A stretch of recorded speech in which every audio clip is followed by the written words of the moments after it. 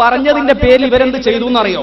ഈ ക്ലിപ്പുകൾ ഇട്ടുകൊണ്ട് ഇവരുടെ കള്ളത്തരങ്ങളും പൊള്ളത്തരങ്ങളും ജനങ്ങൾക്ക് മനസ്സിലാക്കാൻ തുടങ്ങിയപ്പോൾ ഇവരെന്ത് ചെയ്തു?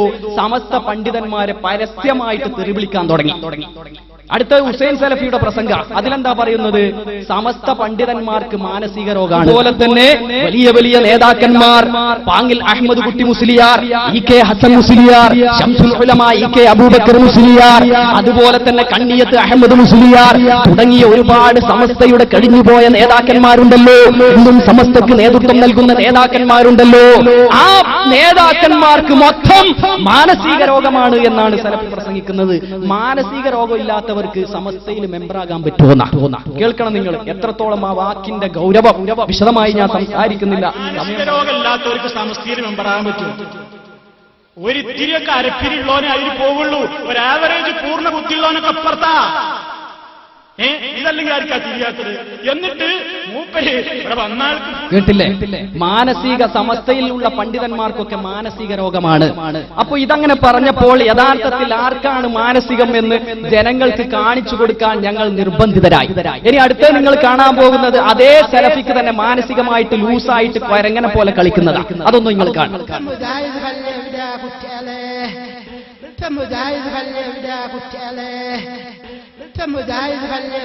ഇപ്പൊ ആർക്കാ ലൂസ്? സമസ്ത പണ്ഡിതന്മാർക്കോ സലഫിക്കോ? പറയ്, ആർക്കാണ്? ആർക്ക്? അതാണ്. അതുപോലെ തന്നെ ആ സലഫിക്ക് ലൂസായിട്ട് മുട്ടുന്നുണ്ട്. ഡും ഡും ഡും എന്ന് പറഞ്ഞിട്ട് അവൻ കാണുങ്ങൾ. സോളി സോളി സോളി സോളി സോളി സോളി സോളി സോളി സോളി. അൽഹംദുലില്ലാഹി റബ്ബിൽ ആലമീൻ, അൽഹംദുലില്ലാഹി റബ്ബിൽ ആലമീൻ, അൽഹംദുലില്ലാഹി റബ്ബിൽ ആലമീൻ. സലഫിന്റെ ലൂസ്. അടുത്തൊരു വഹാബി, അയാൾ കുല്യായുവൽ കാഫിറൂൻ ഓതിയിട്ട് ലൂസാകുകയാണ്. പിന്നെ നിൽക്കാൻ പറ്റുന്നില്ല. എവിടെയാണ് നിൽക്കേണ്ടതെന്ന് അറിയില്ല. മാത്രമല്ല അയാൾ ഓതുമ്പോൾ അയാൾക്ക് ലൂസാണെന്നുള്ള കാര്യം അയാൾ കൈകൊണ്ട് കാണിക്കുന്നുണ്ട്. അവസാനം അലൈസല്ലാഹു ബി അഹ്കമിൽ ഹാക്കിമീൻ എന്ന് പറഞ്ഞാൽ നിർത്തുന്നത്. എവിടെ തുടങ്ങിയിട്ട്? കുല്യായുവൽ കാഫിറൂനെ തുടങ്ങി. അത് വെച്ചു.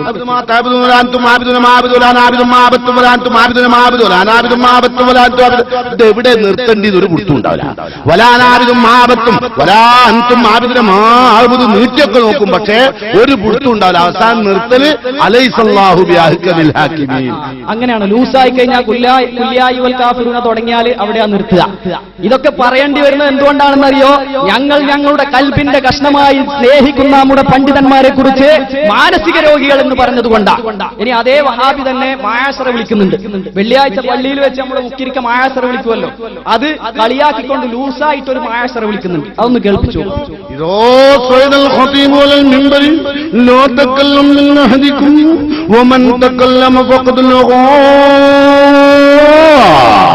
അവസാനം കേട്ടില്ല ഒരു ശബ്ദം. ഞാൻ ഓതിപ്പടിക്കുന്ന സമയത്ത്, നാം ഓതിപ്പടിക്കുന്ന പള്ളിയുടെ സമീപത്ത് ഒരു വീടുണ്ടായിരുന്നു, അത്തങ്കാക്കാന്റെ വീട്. ആ വീട്ടിലെ മണിയമ്പോത്ത് വെള്ളം കിട്ടാണ്ട് ഇങ്ങനെ അലറല്. വെറുതെ പറയല്ല, നിങ്ങളൊന്ന് വെച്ചു നോക്കൂ.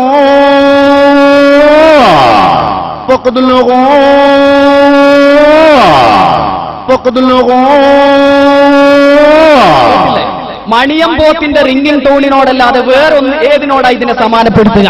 അപ്പൊ ഇതാണ് വഹാബികളുടെ കഥ. അപ്പൊ മാത്രമല്ല എന്താ ഇങ്ങനെ പറഞ്ഞത് പോത്തിനെ പോലെ എന്ന് പറയാൻ വെറുതെ അല്ല. കാരണം അതേ വഹാബികൾ തന്നെ നാം നമ്മുടെ പണ്ഡിതന്മാരെ വിളിച്ചുകൊണ്ട്, ഉസ്താദുമാരെ വിളിച്ചുകൊണ്ട് വീട്ടിൽ വെച്ച് മൗലൂദ് ചൊല്ലാറുണ്ടല്ലോ. മൗലായ സ്വല്ലി വസല്ലിം ദായിമൻ അബദാ അലാ ഹബീബിക ഖൈറിൽ ഖൽഖി കുല്ലിഹിം എന്ന് മൗലൂദ് ചൊല്ലാറുണ്ടല്ലോ. അതിനെക്കുറിച്ച് അയാൾ പറയുന്നത് ആട് നിലവിളിക്കുന്നത് പോലെ. കേൾക്കുമാര് അകത്ത് വന്നിട്ട് മൗലായ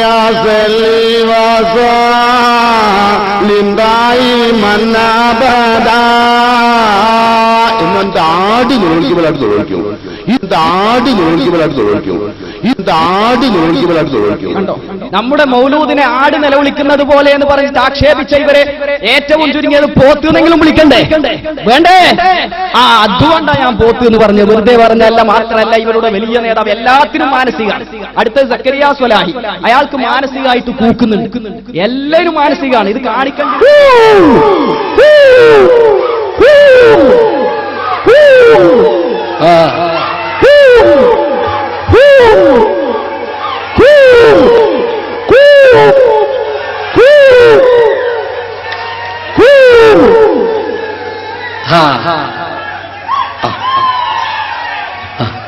കണ്ടില്ലേ? അതാണ്. അപ്പൊ ആർക്കാണ് ലൂസ്? വഹാബികൾക്കോ അതോ സമസ്ത പണ്ഡിതന്മാർക്കോ? ആർക്കാണ്? വഹാബികൾ.